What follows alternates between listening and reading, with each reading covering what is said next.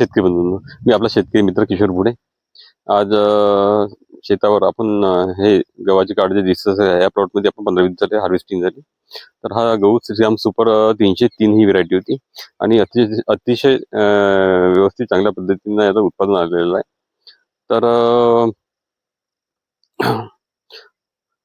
याची गव्हाचं जे आहे मित्रांनो, तर याची काय म्हणतात त्याला, आपण सेंद्रिय पद्धतीने याला पिकवलेलं आहे. तुम्ही याला आधी मी सांगितलं होतं की सर्वात आधी आपण याला बायोरिच वापरलेला होता. तर बायोरिचमुळे काय झालं की जमीन सॉफ्ट होऊन गेली समजायची.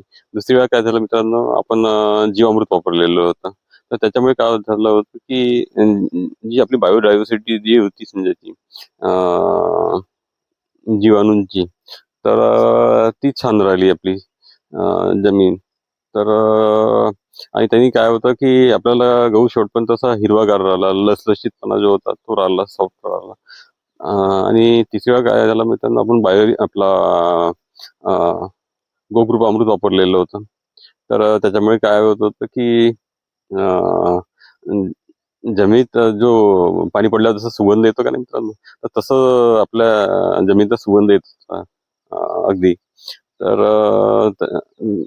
त्याच्यामुळे काय झालं की गोकृपा अमृतमुळे आपल्या दाण्याला चमक पण बरी राहिली समजायची शेवटपर्यंत, आणि जमिनीचा सॉफ्टनेस टिकून राहिला. तर हाच गहू पाहण्यासाठी मित्रांनो पुष्कळसे शेतकरी बंधूंनो, कृषी विभागचे जे अधिकारी लोक आहे ते पण आलेले होते.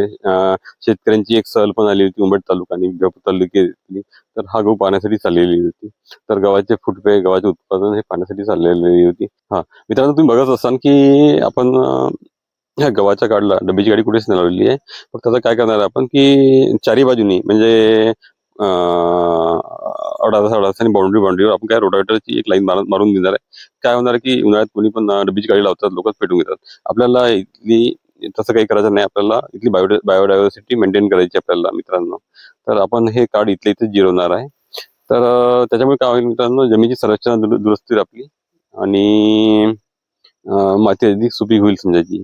तुम्ही आधी पण पाहिलं असेल, आधीच्या काळात पण जुने लोक असेच याच पद्धतीने शेती करायचे मित्रांनो. त्याच्यात काही म्हणजे अंतर्मशागत करायचं नाही आणि काही नाही. तर त्याच्यामुळे काय होतं मित्रांनो, की जे येणारे उत्पन्न आहे ते पण अगदी शाश्वत येत होतं आणि चांगलं येत होतं आणि त्याची गुणवत्ता पण चांगली राहत होती मित्रांनो. तर त्याच पद्धतीने आपण हे करणार आहे मित्रांनो. तर गव्हाच्या अशा पोळ्या खूप छान बनतात आणि असं पोळ्या अशा फुलून येतात समजायचं. तर अगदी छान आहे. तर तुम्ही पण वापरून बघा मित्रांनो.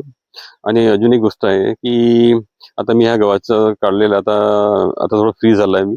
तर आता याची ब्रँडिंग करील समजायचं, पॅकिंग करील आणि तुमच्यापर्यंत पोहोचवण्याचा प्रयत्न करील मित्रांनो. तर कोणाला जवळच्या लोकांना आपल्या जर हा गहू जर लागत असेल विक्रीसाठी, तर आपण विक्रीसाठी उपलब्ध करून दिलेला खाली एक नंबर दिलेला आहे मी. तर तुम्ही त्याच्यावर कॉन्टॅक्ट करू शकता मित्रांनो. तर याच्यातले जे काही प्रयोग आहेत ते तुम्हाला समोर समोर मी दाखविलंच समजायचं. तर माझं आपल्या युट्यूब चॅनलचं नाव आहे जैवधारा. तर मित्रांनो, तुम्हाला व्हिडिओ जर माहितीपूर्वक वाटला असेल तर लाईक करा मित्रांनो आणि सबस्क्राईब करा मित्रांनो. तर मला काय होईल की थोडासा व्हिडिओ बनवण्यात अजून हुरूप येईल मित्रांनो. तर याचा प्रयत्न करा मित्रांनो. धन्यवाद मित्रांनो.